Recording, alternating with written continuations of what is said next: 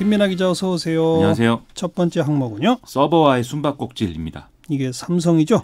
그렇습니다. 이 삼성 바이오로직스 분식회계 의혹을 수사 중인 검찰이 오늘 인천 송도에 있는 이 삼성 바이오로직스의 공장을 압수수색을 했다고 하는데 여기에 이제 서버가 숨겨져 있다 이거죠. 이게 무슨 일인지 좀 알아보겠습니다. 그것도 뭐 무슨 바닥을 뜯어내고 숨겼다? 무슨 그렇죠. 영화의 한 장면 같아요. 그러게 말입니다.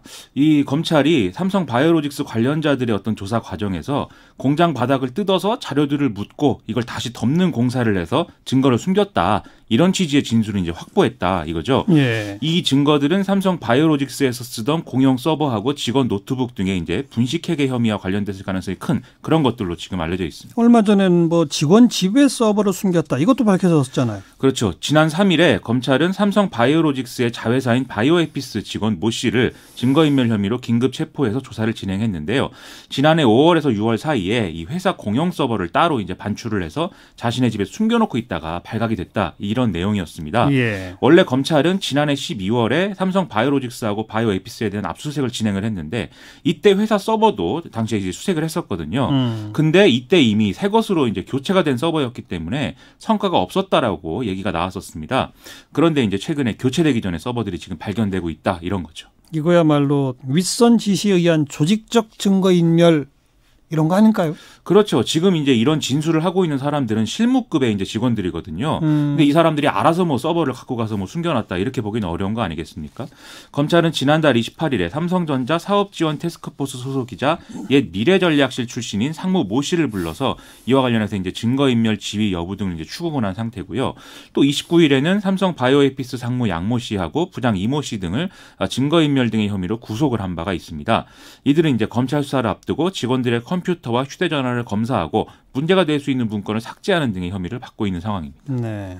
이렇게까지 한 건 결국 경영권 승계 의혹과 관련이 있는 거 아니냐 이런 의심이 드는 거죠. 그렇죠. 이 앞서 구속된 인물들은 직원들의 컴퓨터와 휴대폰에서 JY, 뭐 VIP, 경영권 이런 단어들을 검색을 해서 삭제 대상 문건들을 이제 선별했다 이렇게 알려져 있는 거고요. JY가 이재용 부회장이죠? 그렇죠. 이런 측면에서 검찰은 증거인 은폐를 지시한 인물과 분식회계를 주도한 인물은 결과적으로 같다라는 지금 가정을 세우고 수사를 하고 있다. 이렇게 볼 수가 있겠습니다. 오늘 박용진 의원이 무슨 기자회견 했죠?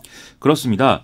국회에서 이제 기자회견을 열었는데요. 삼성 바이오로직스 회계 사기 사건은 경영권 승계 작업을 위해서 온갖 범죄 행위를 총동원한 불법의 종합 선물 세트이고 또 결정적인 스모킹건이다. 이렇게 주장을 했는데요. 박용진 의원은 이재용 부회장 사건에서 지금 2심 재판부가 일부 무죄와 집행유예를 선고했다는 점을 다시 언급을 하면서 이재용 부회장 에 대한 대법원 전원합의체 판결은 서둘러서는 안 된다라고 주장을 했습니다. 네. 적어도 삼성 바이오로직스의 분식회계 의혹에 대한 수사 결과가 발표된 이후에 이 결론을 내려야 한다라는 거였죠. 그나저나 지금 대법원 판결은 언제로 예정돼 있어요? 보통 대법원 전원합의체의 전원합의기일은 매월 세 번째 목요일에 진행을 하게 돼 있는 건데요. 그래서 오는 23일에도 전원합의기일이 잡혀 있긴 합니다.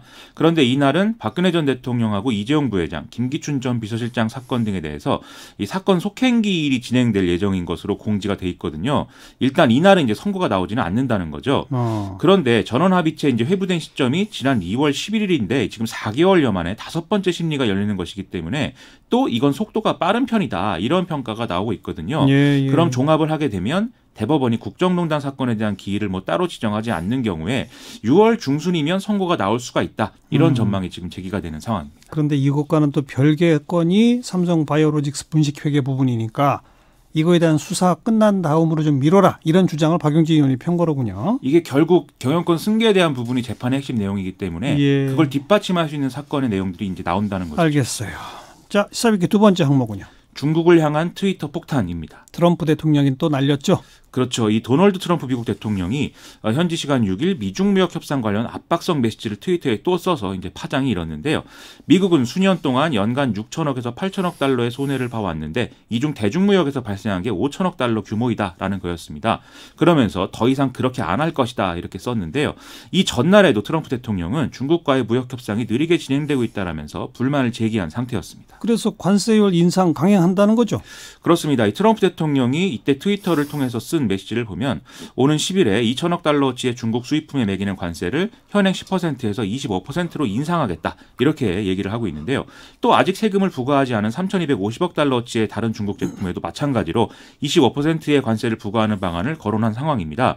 이에 대해서 또 중국은 이 미중 무역 협상 자체를 이제 취소할 가능성을 또 시사하고 있어서 아하. 뭔가 강대강 대치 국면으로 이어지고 있는 상황. 협상 잘 되는 듯 하다가 갑자기 또 트럼프 대통령이 이렇게 하는 이유가 뭐예요?